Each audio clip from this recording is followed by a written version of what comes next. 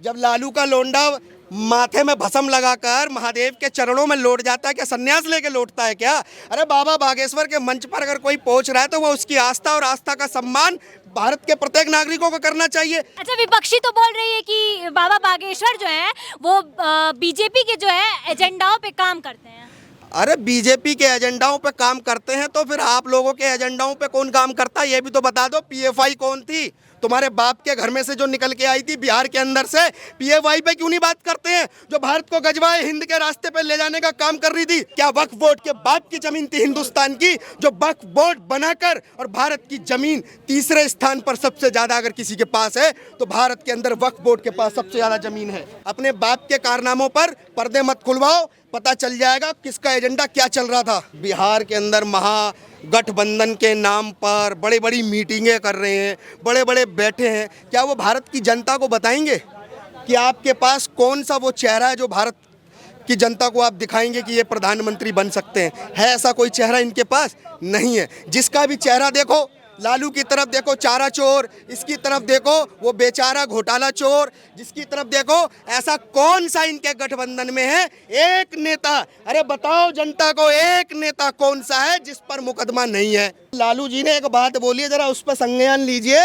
हम भी तनिक बारात में चलने को तैयार हैं, हम भी चलेंगे तुम्हारी बारात में, भैया ब्याह कर लो।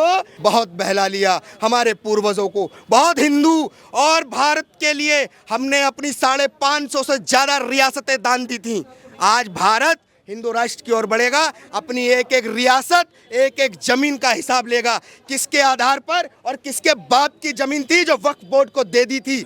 जवाब ये भी पूछ लेना कि जब वक्फ बोर्ड को भारत की जमीन देने का जो लोग कार्य कर रहे थे वो बताएं कि क्या वक्फ बोर्ड के बाप की जमीन थी हिंदुस्तान की, जो वक्फ बोर्ड बनाकर और भारत की जमीन तीसरे स्थान पर सबसे ज्यादा अगर किसी के पास है तो भारत के अंदर वक्फ बोर्ड के पास सबसे ज्यादा जमीन है। आप समझ सकते हैं इस बात को?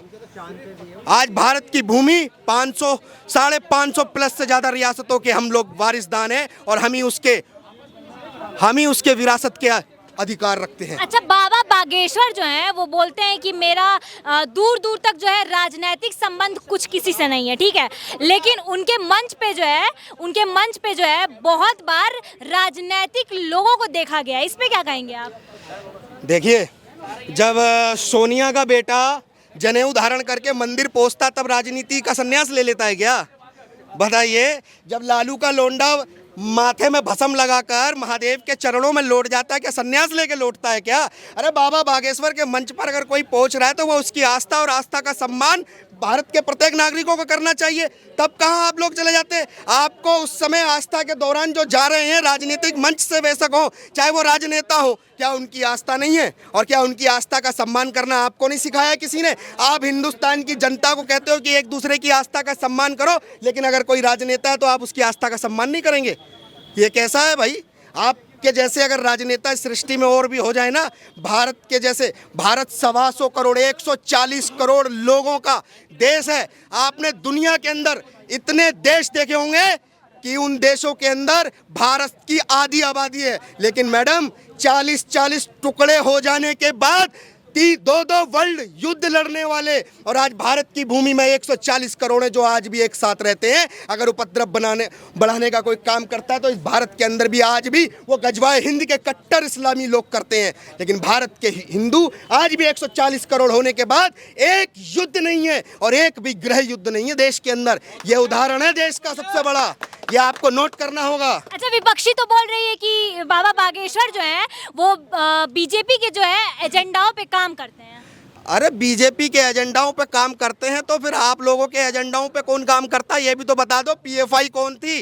तुम्हारे बाप के घर में से जो निकल के आई थी बिहार के अंदर से, पीएफआई पे क्यों नहीं बात करते हैं? जो भारत को गजवाए हिंद के रास्ते पे ले जाने का काम कर रही थी, बताइए ना, उसका जवाब कौन देगा? पीएफआई इनके बाप की थी, सिमी इनके बाप की थी, जो जिसपे बैन लगा था सिमी का ही प्रारूप था पीएफआई, जिसको बंद करने का काम किया। अपने बाप के कारनामों पर पर्दे मत खुलवाओ, पता चल जाएगा किसका एजेंडा क्या चल रहा था। तो विपक्ष इतना डरती क्यों है धीरेन्द्र शास्त्री जी से? विपक्ष देखिए, विपक्ष जो है बहुत हुआ, हिंदुओं को गुमराह करने का काम विपक्ष के हाथ में नहीं लग रहा। वो कोई ऐसा काम जिससे वो हिंदुओं को समझा सके। क्यों? हिंदुओं ने समझ लिया। आज तक भारत की 70 साल की इस आज़ादी की राजनीति को करने वाले कांग्रेस के जितने भी थे, उन्होंने केवल भारत के हिंदुओं को साइलेंट सेकुलर बनाकर जिस ओर बढ़ाने का काम किया, आज हिंदू वो सब देख के जाग गए हैं कि केवल हमारे मान और सम्मान और हमारे बहन बेटियों के अधिकारों पर जब भी हम बोलते हैं इस देश के अंदर सेकुलरता हमारे ऊपर मर के हिंदू मुस्लिम का भाईचारा खत्म ना हो जाए, ऐसे लुभावने जो वादे कर रहे हैं ना, हम भारत के लोग उनको स्वीकार नहीं कर रहे हैं और ना ही अब करेंगे बिल्कुल भी। अच्छा, विपक्षी तो ये भी बोल रहे हैं कि अभी जो बीजेपी कर्नाटक और बंगाल वगैरह का इलेक्शन हारी है, उसका भरपाई करने के लिए दिल्ली भेज रही है बाबा को। देखिए, कर्नाटक और 2-4 जो इनके प्रदेश हैं जहां पर इन्होंने सत्ता बनाई है, तो एक बात आप बताइए, क्या ये सत्ता में आने वाले आज बिहार के अंदर महागठबंधन के नाम पर बड़ी बड़ी मीटिंगें कर रहे हैं, बड़े बड़े बैठे हैं, क्या वो भारत की जनता को बताएंगे कि आपके पास कौन सा वो चेहरा है जो भारत की जनता को आप दिखाएंगे कि ये प्रधानमंत्री बन सकते हैं? है ऐसा कोई चेहरा इनके पास? नहीं है। जिसका भी चेहरा देखो, लालू की तरफ देखो चारा चोर, इसकी तरफ देखो वो बेचारा घोटाला चोर, जिसकी तरफ देखो, ऐसा कौन सा इनके गठबंधन में है एक नेता? अरे बताओ जनता को, एक नेता कौन सा है जिस पर मुकदमा नहीं है? बताओ। और आप बात कर रहे हो मोदी के रथ को रोकने की। मोदी का रथ अजय है, विजय है। याद रखना, तुम में से जितने भी हैं ना, वो कई बार हारे हैं, कई बार गिरे हैं, और गठबंधन के गठजोड़ में ठगबंधन के रास्ते पर कई बार मुंह की औंधी खाकर गिरे हो। लेकिन मोदी जी एकमात्र जब से चुनाव लड़े आज तक एक चुनाव नहीं हरा पाए। जिसे तुम आज तक चुनाव नहीं हरा पाए, एक भी, आज उसकी प्रधानमंत्री की कुर्सी पे बात कर रहे हो। जब जिले जिले दर जिले और प्रदेश की बात थी तब तुम हरा नहीं पाए। आज तो पूरे भारत की बात है और पूरा भारत का एक एक हिंदू बिल्कुल साथ खड़ा है, बिल्कुल साथ। जिसने नई संसद भवन बनाकर उसके अंदर अखंड भारत का नक्शा लगाकर स्पष्ट कर दिया कि भारत की जितनी भी हिंदू प्रजाति है और जितनी भी हिंदुओं की जनता है, उनका एक ही लक्ष्य है, क्या? अखंड हिंदू राष्ट्र, बस। और उसी ओर बढ़ते रहेंगे। अच्छा, आपको नहीं लगता है कि बीजेपी जो है बाबा बागेश्वर को जरिया बना रही है 2024 में वोट बैंक भरने के लिए? क्या आपको नहीं लग रहा है कि विपक्ष के पास कोई मुद्दे नहीं है और बाबा बागेश्वर का नाम लेके अपनी राजनीति को चमकाने का काम कर रही है सारा विपक्ष? आपको नहीं दिखता है? आप बताइए कि केवल बीजेपी के नाम पर बाबा बागेश्वर को टारगेट करते हैं, तो आपको दिख नहीं रहा कि वो बाबा बागेश्वर के नाम पर अपनी जो राजनीति इनकी समाप्त हो गई उसको खड़ा करने का काम? जनता तो बोल रही है कि हिंदू राष्ट्र की कामना करके हिंदू राष्ट्र का नाम लेके जो है वोट बैंक भर रहे हैं, हिंदुओं को अपने साइड कर रहे हैं। तो बीजेपी को जिताने का जो है ये उनका सिस्टम है पूरा। देखिए, बीजेपी को जिताने का नहीं, भारत के हिंदुओं का एक ही लक्ष्य है, हिंदुस्तान को जिताना और हिंदुस्तान को सदैव ऊपर रखना। वही काम भारत के प्रधानमंत्री ने भी किया है। विश्व के अंदर जो आज परचम लहर रहा है, वही काम 140 करोड़ जनता का परचम लहर रहा है। आज तुम लोगों के पास कोई नीति नहीं है। आप खुद सोचिए, जिस प्रधानमंत्री को पूरा विश्व कह रहा है कि मोदी द बॉस, मोदी के फैन हैं, और आज पूरी दुनिया के अंदर जब मोदी जा रहे हैं तो पूरी दुनिया जिसकी फैन है, जिसके कारनामे और जिसके काम पर सराहना करते हैं, और जब मोदी की तरफ देखते हैं कि यूक्रेन जैसे युद्ध को भी अगर कोई रुकवा सकता है तो वो मोदी है। लेकिन भारत के अंदर हमारा विपक्ष क्या करने जाता है? अमेरिका में जाता है तो देश की बुराई करने जाता है, और हमारा पीएम जाता है तो देश का सम्मान बढ़ा के आता है 140 करोड़ लोगों का, और एक तरफ इनका विपक्ष का नेता कोई भी जाता है तो 140 करोड़ लोगों का सम्मान गिराकर अपना राजनीति को उठाने का काम करना चाहते हैं। ये भी याद रखिए। बोले तो है राहुल गांधी जी जाके जो है विदेशों में कि लोकतंत्र जो है खतरे में आ गया है अपने देश का। देखिए, राहुल गांधी क्या बोलते हैं उनको खुद नहीं पता, लेकिन एक बात बोलूंगा, राहुल गांधी भैया, वो लालू जी ने एक बात बोली है, जरा उस पर संज्ञान लीजिए।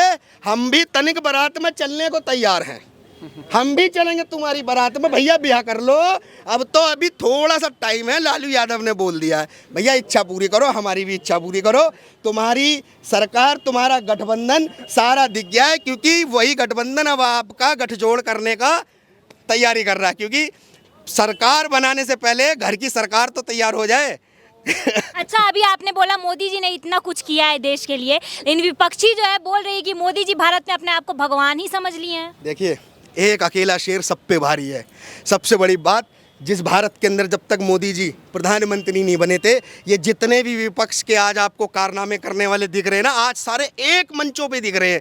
कभी इससे पहले 2014 से पहले कभी इनको एक देखा था? ये एक दूसरे की पतलून उतारने वाले, एक दूसरे पर भ्रष्टाचार के आरोप लगाने वाले, एक दूसरे की राजनीति को गिराने के लिए एक दूसरे के विरुद्ध चुनाव लड़ने वाले, आज केवल मोदी की वजह से ये सारे के सारे एक ही जगह आ गए। क्यों? उनको मालूम है कि मोदी तो बाप है और मोदी पूरे वर्ल्ड का बॉस है। और अगर आज भी तुम लोग एक ना हुए तो आने वाले समय में इन सब पे ना मुकदमे हैं, आधे जाएंगे जेल में और आधे जाएंगे भाग, ये भी याद रखना। ये लोग तो बोल रहे हैं कि देश में बेरोजगारी जो है बढ़ते जा रहा है और जनता जो है भूखमरी से मरी रही है और विकास ही हो रहा है। देखिए, जनता भूखमरी से मर रही है तो ऐसे नेताओं पे धिक्कार है जो इतने बड़े नेता बनकर गठबंधन कर रहे हैं। और जो गठबंधन कर रहे हैं, बेरोजगार तो यही गठबंधन के नेता हैं जिनके पास आज राजनीति का रोजगार खत्म हो गया, जिनकी राजनीति का रोजगार समाप्त हो गया। ऐसे नेताओं का ही रोजगार खत्म हुआ है। अगर ऐसे नेता, ये बड़े बड़े नेता है ना, किसी नेता का 20 साल का जीवन है, किसी का 15 साल का, किसी का 20 साल, 25 साल, 30 साल, यह राजनीतिक जीवन है। और इतनी राजनीतिक जीवन के बाद भी जनता भूखमरी से है, तो फिर मोदी को कोसना बंद करो, अपने गिरेबान में झांक के देखो पहले कि तुमने क्या करा। फिर भी जनता तो बोल रही है कि मोदी जी जो है देश को बेचे जा रहे हैं। मैडम, हम कौन है? कौन है हम? आप भी जनता ही हैं। हम कहाँ बोल रहे जनता में से ही हैं? है हम आवाज़ इतनी देर से कहाँ बोल रहे हैं? हम भी जनता ही हैं मैडम, भारत के मूल निवासी हैं। आधार दिखाएं, पहचान पत्र दिखाएं, तारों के नीचे से नहीं आए। यहीं इसी धरती पे हमारे पूर्वजों ने लड़ाइयाँ लड़ी हैं, उन्हीं के बच्चे हैं हम, और जनता हम ही हैं। ये जिस जनता की बात कर रहे हैं ना, जो भूखी मर रही है, वो म्यांमार से जो तारों के नीचे से भगाई गई है ना, ये उस जनता की बात करना बंद करे। उनको वापस वहीं जाना है। उनके लिए हमारे भारत में कोई जगह नहीं है, कोई भी जगह नहीं है।